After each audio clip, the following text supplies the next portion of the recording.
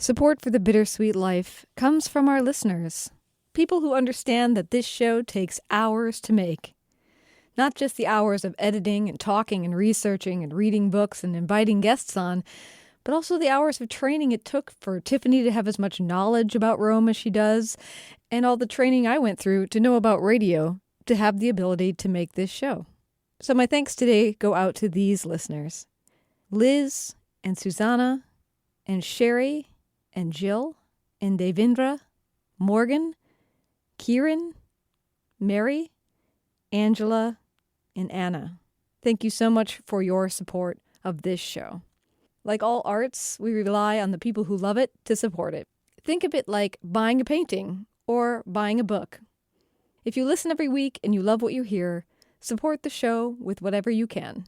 You'll find links in the show notes or visit thebittersweetlife.net to discover ways to support the show. Thank you so much. Now, on to the program.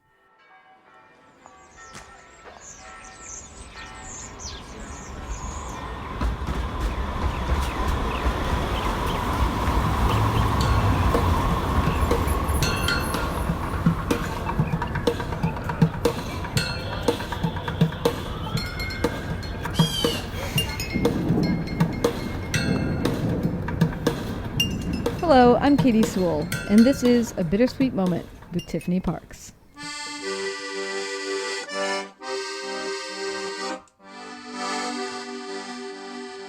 Hello and welcome to The Bittersweet Life.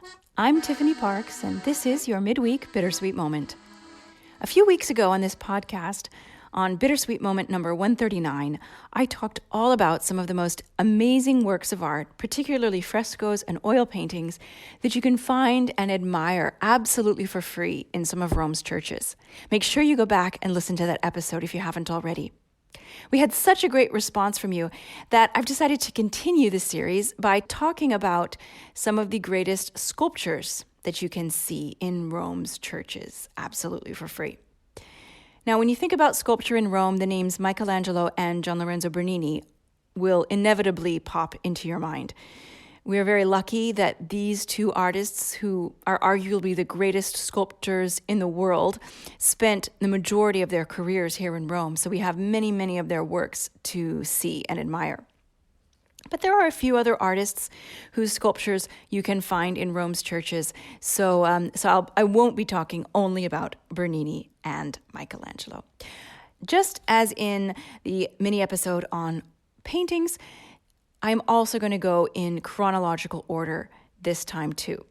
So we're going to start at San Pietro in the Vatican. Now, a lot of people don't realize this, but it is absolutely free to go into St. Peter's Basilica. Many major churches in the world will charge you to go into them. That is not the case in Rome, and we're very, very lucky that only with a few exceptions, when you want to go in and see particular works of art that might be hidden or might be in a separate part of the church or going up to the top of the dome, things like that, you might have to pay for that. But generally speaking, when you go to a church in Rome, it is going to be free. So at St. Peter's Basilica, you're probably thinking, I'm going to talk about the Pieta. Well, of course, I will talk about the Pieta, but in chronological order, there is an earlier sculpture in that church, and that is the portrait of St. Peter seated on a throne. This work of art is a bronze piece that was created by Arnalfo Di Cambio. Like Pietro Cavallini, who I mentioned in the previous Free Art in Churches mini episode, Arnalfo Di Cambio is the earliest artist in his medium in sculpture whose name has been remembered, whose name has been recorded.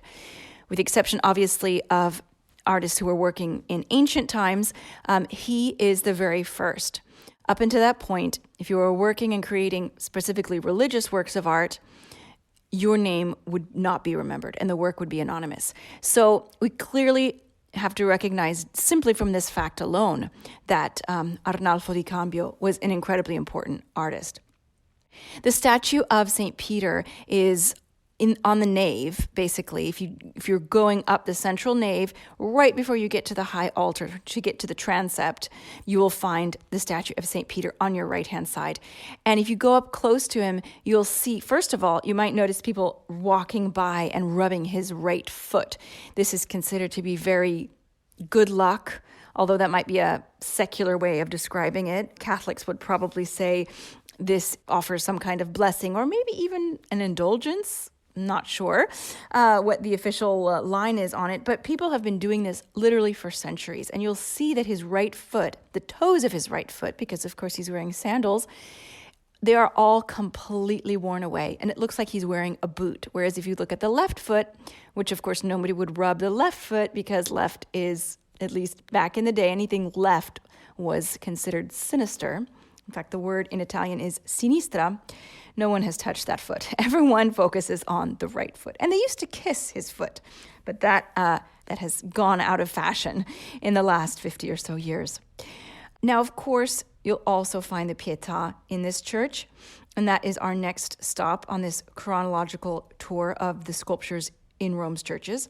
In the very first chapel on the right-hand side, you will find Michelangelo's masterpiece, the Pieta. It is seated behind a very thick wall of bulletproof glass, which might surprise you if it's your first time visiting. This is because it was attacked in the early 70s, so it is for the protection of the Pieta. So don't use flash when you're taking a photo or it will just shine right back at you. It's hard to describe the Pieta when you're not standing right in front of it. I've done many tours talking about the Pieta. I often will choke up when I talk about the Pieta simply because it is so incredibly moving, and photographs really don't quite do it justice. Maybe a photograph of a detail that you can see very closely. But I will give you a very, very few details about this work of art. First of all, it was created between 1498 and 1499. It was originally in the first St. Peter's Basilica because, of course, this basilica had not yet been built when Michelangelo created that sculpture. You'll notice a few odd things about it. First of all, Mary is enormous. She is much, much larger than Christ. If she could stand up and Christ could stand up, she would tower over him. Michelangelo didn't do this on accident. Of course, he really didn't do anything on accident. Different art historians have different views, but many agree that he was trying to create the impression that Mary is so much larger than Christ because she is really the mother of all humanity. And also because, if you look at her closely, you'll see she's depicted as a young woman, not as a middle-aged woman as she would be at the time of Christ's death. The idea is, what you're seeing depicted is the 15-year-old Virgin Mary holding her infant child while having a vision of what is going to happen in the future, because Mary knew what was going to happen according to Catholic tradition. And that's why she has such a sad look in so many portraits of her, even when she's holding Christ as an infant, because she knows what is going to happen. And she has willingly offered to make the sacrifice. And so therefore she would need to be that much larger than Christ. And the third reason, of course, is simply that the triangular shape that is created by her very large lower body and her head on top is a very common shape to be used in Renaissance art. I could go on and on about this sculpture, but we have so many other works to talk about. We're going to continue following Michelangelo's footsteps. Next stop is at Santa Maria sopra Minerva, near the Pantheon, where you will find the risen Christ.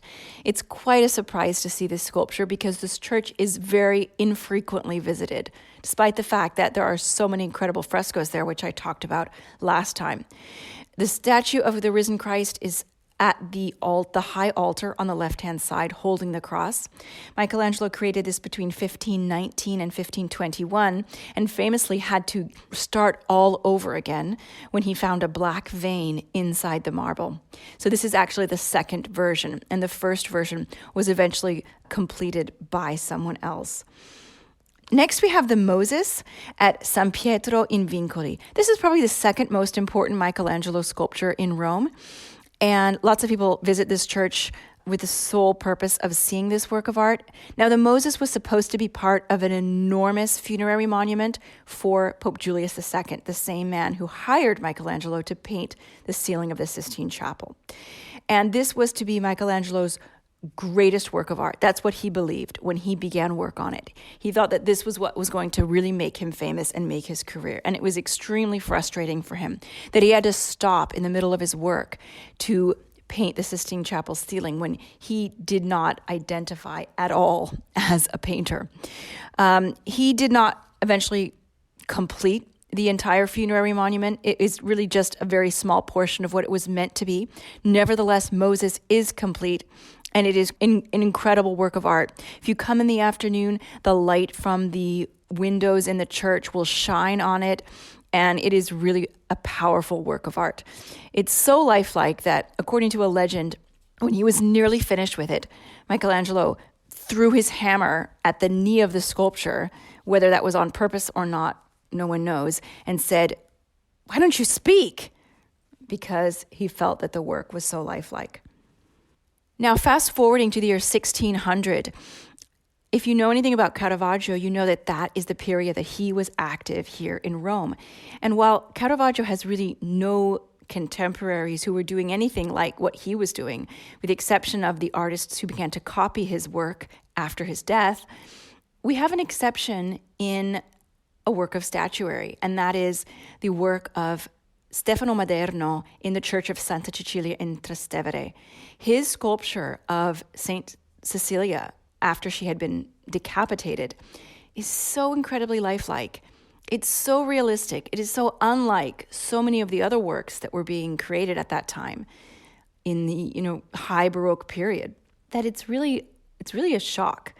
I believe it's an incredibly moving sculpture, and I love to think that even if he didn't know about it, Caravaggio did have someone else who was creating realist art in Rome at the same time. You'll find that sculpture under the high altar at Santa Cecilia in Trastevere. Now we move to Bernini. There are so many sculptures by Bernini in Rome's churches. I'm definitely going to leave out a few. A lot of them are just busts or funerary monuments, not that big, but I will talk about the most important ones. And probably the most famous, at least, is Saint Teresa in Ecstasy at Santa Maria della Vittoria Church, not far from Termini. This is a depiction of Saint Teresa of Avila having how else do I describe this? I mean, you could almost say this is a religious orgasm, a spiritual orgasm. I mean, that's what it looks like if you look at it. And if you look at her diary entries, she describes in detail what she describes as an angel with a flaming torch who came to her in her sleep and pierced her over and over and over again. And it was the most exquisite pain she had ever experienced. So, I mean, make what you will of that. But if you see the sculpture, you will see a woman in the throes of ecstasy. That work was created between 1647 and 1652. In a very similar vein to that sculpture is the Beata Ludovica Albertoni, another depiction of a young woman, a young nun, in the throes of spiritual ecstasy. She's also depicted lying down on a bed. In her case, it was the moment of her death in which she, according to the stories, experienced a religious ecstasy as she died. And it is depicted in much the same vein, but without the angel with the flaming arrow. And you can find that in San Francesco a Ripa Church in Trastevere. It's in the last chapel on the left-hand side. Very rarely visited church, and it really is a shame. Heading over to Santa Maria del Popolo, another church that I talked about in the earlier episode on frescoes in churches, you will find, in addition to the Carracci and the Caravaggio paintings, you will also find Habakkuk and the Angel by Bernini. This is in the second chapel on the left-hand side. It's in the sort of right back corner. This sculpture is really most famous for being one of the pointers in the book Angels and Demons. So lots of people will come to Rome looking for it simply for that reason. Last but not least, Sant'Andrea delle Frate, which is not far from the Spanish Steps, houses two sculptures of angels by Bernini's own hands. Now, these two sculptures were supposed to adorn the Bridge of Angels near Castel Sant'Angelo. That was the original plan when the bridge was rebuilt and redecorated. Bernini, along with some of his students created the angels that line that bridge. They each are holding a different item from the Passion. But the Pope at the time decided that Bernini's two, the two that he personally carved with his own hands, were too valuable to be sitting on a bridge exposed to the elements. So he had them placed in that church, and replicas were made of Bernini's angels. I hope you have a good time scavenging through Rome's churches to find these amazing sculptures. Join us again. Bye. Katie here. One more thing before you go. If you're like me, you're often looking for other great podcasts to listen to. Well, here's one you might consider. Growing up mixed race, Charmaine Fury says she never completely fit in. Generally, I got to be Black if I was around Black people. You know, someone might say you won't understand because you're not all the way Black. I didn't necessarily get to be Japanese around Japanese people. And despite having two white grandparents, I was never a white person. So that meant finding home was hard. That's coming up in season 4 of Two Lives.